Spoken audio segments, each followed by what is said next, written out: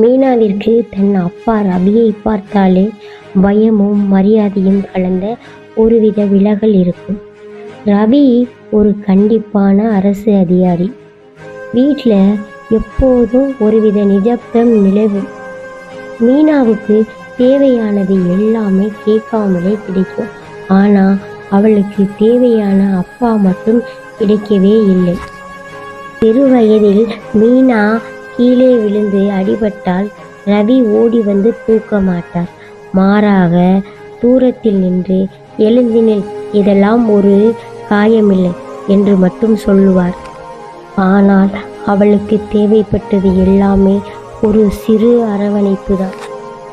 அப்பாவிற்கு என் மேல் பாசமே இல்லை, நான் அவர்களுக்கு ஒரு கடமை மட்டும்தான் என்று அவள் ஆழமாக நம்பத் தொடங்கினாள்.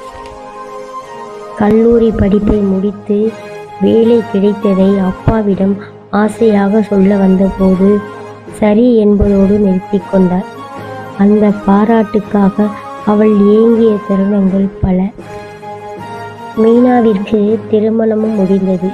புகுந்த வீடு செல்ல வேண்டிய நாளும் வந்தது. பெட்டிகளை அடுக்கி முடித்தவள் தற்செயலாக அப்பாவின் அலமாரியில் இருந்த ஒரு பழைய டைரியை கண்டாள்.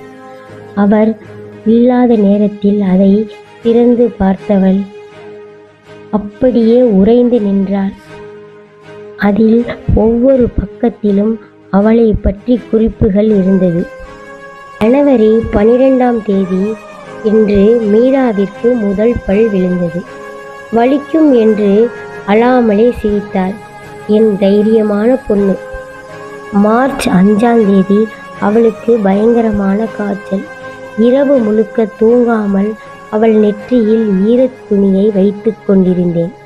அவள் கண் விழித்தாள். நான் அழுவது தெரிந்துவிடும் என்று விலகி நின்றேன். செப்டம்பர் 20ஆம் தேதி இன்று அவளுக்கு வேலை கிடைத்துள்ளது.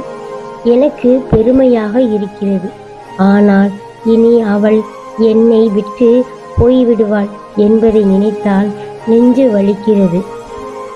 கடைசி பக்கத்தில் ஒரு காய்ந்த ரோஜா இதழ் இருந்தது. அது மீனா சிறுவயதில் அவருக்கு தெரியாமல் அவர் மேஜையில் மீது வைத்த பூ. டைரியை படித்து கொண்டிருக்கும் போதே ரவி அறைக்குள் வந்தார்.